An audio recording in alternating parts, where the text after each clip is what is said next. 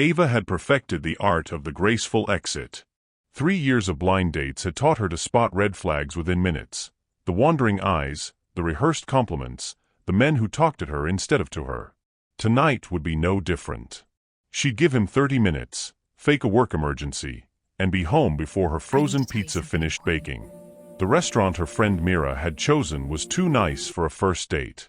Soft amber lighting pooled over linen tablecloths, and a piano hummed somewhere in the background. Ava smoothed her burgundy dress, the one she wore when she needed armor, and scanned the room for table 12. He was already there. Dark hair slightly disheveled, hands folded on the table like he was praying or preparing for something difficult. When he looked up, his eyes found hers with an intensity that made her falter mid-step. Not the hungry look of attraction, but something deeper. Recognition. Ava forced a smile and approached. "You must be Paris." "Ava." He stood quickly, nearly knocking over his water glass. "You came." Myra's very persuasive. She slid into her seat, already cataloging details. Clean nails. No wedding ring tan line. Shoulders tense like he was holding his breath. "So, should we start with the basics? What do you do?" "I'm a teacher. High school history." His voice was softer than she expected, careful. "But I don't think we need to do this part." "This part." "The part where we pretend to be strangers."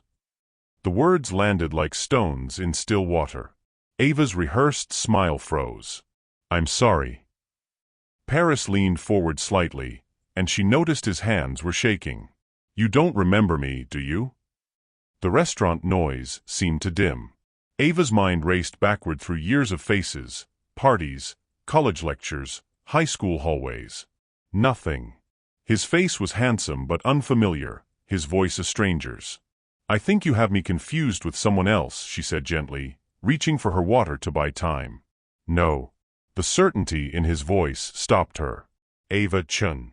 You volunteered at Riverside Community Center every Saturday your senior year of high school. You wore your hair in a braid. You always brought homemade cookies on the last Saturday of the month." Her chest tightened. She had volunteered there. For 6 months before college applications consumed her life. The memory was dusty, half forgotten. "You tutored kids in reading," he continued, his voice barely above a whisper now. "I was one of them." Ava's breath caught. The restaurant suddenly felt too warm, too close. She searched his face desperately, trying to pull forward a memory that refused to surface. I tutored a lot of kids that year," she said weakly. "I know." Paris's smile was sad, understanding. "I was just one of them. 13 years old, angry at the world, barely reading at a 5th grade level.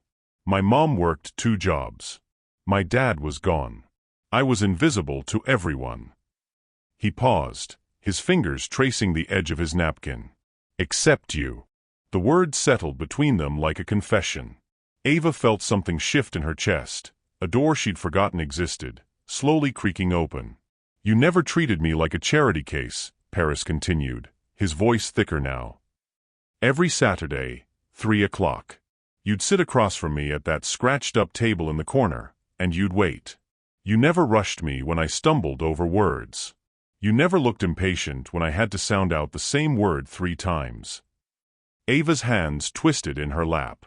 Fragments were emerging now, blurry, incomplete. A community center that smelled like old books and floor wax. A boy with overgrown hair who wouldn't meet her eyes at first. "You told me stories," Paris said, his gaze never leaving hers. "Between reading exercises, you'd tell me about places you wanted to visit. You said books were portals, and that I just needed to find the right door. You made me believe I wasn't stupid." "You weren't," Ava whispered, the words automatic. "I know that now, but I didn't then." He reached into his jacket pocket and pulled out something small, placing it carefully on the table between them. A bookmark. Handmade, laminated, decorated with terrible marker drawings of books with faces. At the bottom, in teenage handwriting, "For Paris every story needs a hero. Maybe it's you." "Ava." Her heart stopped. She remembered making bookmarks one slow afternoon, dozens of them, trying to make reading feel special for the kids who struggled most. I kept it, Paris said simply. 14 years. Through high school, college, my teaching certification. It's been in every book I've read since. Ava's eyes burned. Why didn't you say something when Mira set this up? Why the mystery? Because I needed to know if you'd come. If you'd sit across from me again, even as strangers. His voice cracked slightly. I needed to know if lightning could strike twice. Lightning. The first time I saw you, Ava, you were arguing with the community center director about getting better books for the literacy program. You were 17 and fearless, and I thought you were the most alive person I'd ever seen. I had the biggest, most hopeless crush on you. Ava's breath shuddered. This stranger, not a stranger, was laying his heart bare in a way that terrified and thrilled her. I never forgot you, Paris said, leaning back slightly, giving her space. I became a teacher because of you. I wanted to be for someone else what you were for me, proof that they mattered. When Mira mentioned her friend Ava who worked in publishing, who'd once volunteered at Riverside, I thought, maybe it was impossible. But maybe. So you asked her to set this up. I did. And I fully expected you to walk in, take one look at me, and remember nothing. His laugh was hollow. Which you did. But I had to try. I had to see if the person who taught me I was worth something might want to know who I became. The silence that followed was enormous. Ava could hear her own heartbeat, could feel the weight of all the years she'd spent moving forward, never looking back, never wondering about the lives she'd briefly touched. I don't remember your face, she said finally, her voice breaking. And I hate that. I hate that I was so focused on my future that I forgot. I forgot you were a person, not a project. But Paris. She reached across the table, her hand hovering near his. I see you now.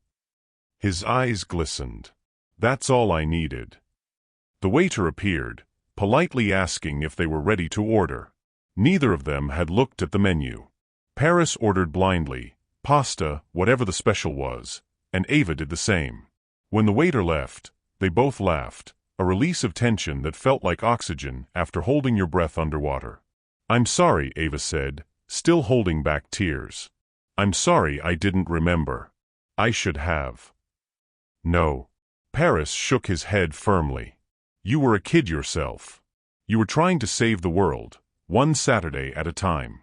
You don't owe me memory. What you gave me was enough. But it's not enough for me. The words surprised her as much as they surprised him. You're sitting here telling me I changed your life, and I can barely recall your face. That means I've been sleepwalking through years of my own story. Paris studied her carefully. Then tell me about now. Who is Ava at 31? She hesitated, then decided on honesty. Tired. Guarded. I work in acquisitions at a publishing house, which sounds more glamorous than it is. I read manuscripts about other people's love stories and go home to an empty apartment. I've been on 43 first dates in 3 years. This was supposed to be number 44. Supposed to be. This doesn't feel like a first date anymore. Something shifted in Paris's expression, hope, carefully restrained. What does it feel like? Like a door I didn't know was closed just opened. She smiled, fragile but real. Tell me what happened after that year. Did you keep reading? His face lit up in a way that transformed him. I devoured everything. By 10th grade, I was reading Dostoevsky. Badly, probably, but I was reading it. I got into college on an academic scholarship. My mom cried for an hour. His voice softened with the memory. I teach at a Title I school now. Kids who remind me of me, angry, scared, convinced they're not good enough. And I tell them what you told me. What did I tell you? That every person is a story worth reading. You just have to be patient enough to get past the first chapter. Ava's throat tightened. I said that. Week 3. I was ready to quit. You put your hand on the book I'd been struggling with, and you said those exact words. He smiled. I thought it was the wisest thing anyone had ever said to me. Their food arrived, but neither moved to eat. The restaurant continued around them, soft conversations, clinking silverware, the piano shifting to something jazzier, but they existed in a bubble of their own making. "Can I ask you something?" Ava said quietly. "Why teaching? Why not something that paid better, hurt less?" "Because being forgotten hurts more than being underpaid." His honesty was disarming. "I was invisible for so long, Ava. And then you saw me. Really saw me. I wanted to spend my life making sure no kid ever feels as invisible as I did." She reached across the table fully now, her hand covering his. His skin was warm, his fingers instinctively curling around hers. "I see you," she repeated. "And I want to keep seeing you. I want to hear every story I missed. I want to know who you are now, not just who you were. Even though I'm the weird guy who orchestrated an elaborate setup to reconnect with his high school crush. Especially because of that." Her smile was genuine now, unguarded. "That's either incredibly romantic or mildly unhinged, and honestly, I've dated enough emotionally unavailable men to appreciate the difference." Paris laughed, really laughed, and the sound was unrestrained and joyful. "So where does this leave us?" "I don't know," Ava admitted. "But I know I don't want this to be the last time we sit across from each other. I know I want to remember this. I know," she paused, vulnerable. "I know I've been waiting for someone to see past the armor, and you saw through it 14 years before I even built it." "Second date?"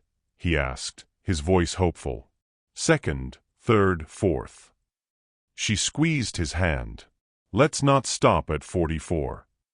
They finally ate, the conversation shifting to lighter things: terrible students, worse manuscripts, shared favorite books. Ava learned he still made the kids in his reading intervention program homemade cookies on the last Friday of every month. Paris learned she'd quit her corporate job 2 years ago to work at a non-profit publisher because she'd remembered, finally, why stories mattered. When the check came, they argued over it like old friends. When they stepped outside into the cool night air, Paris offered his jacket without asking, draping it over her shoulders like a promise. "Can I tell you something?" Ava said as they stood on the sidewalk, neither ready to leave. "Anything. I came here tonight ready to run. I had an exit strategy planned before I even sat down. But you," her voice caught. "You reminded me who I used to be. Someone who believed people were worth the effort. Someone who wasn't afraid of connection." "You still are that person," Paris said softly. "You just forgot for a while. Then thank you for remembering for me." He stepped closer, his hand still holding hers. "Ava-chan, I have been in love with the idea of you for 14 years. I would really like the chance to fall in love with the real you." Her heart was thunder and wings and sunlight all at once. "I think I'd like that too." When he kissed her, gentle, tentative, like handling something precious, she tasted possibility. She tasted second chances. She tasted the truth that some stories don't end, they just wait for you to turn the page. Walking home later, his jacket still warm around her shoulders and his number saved in her phone under the one I forgot, never again, Ava realized something. She'd spent 3 years looking for someone new. But perhaps the greatest love stories weren't about finding strangers. They were about recognizing the people who'd been seeing you all along. Has someone from your past ever shown you who you used to be? How did it change you? Let us know in the comments below. We'd love to hear your story.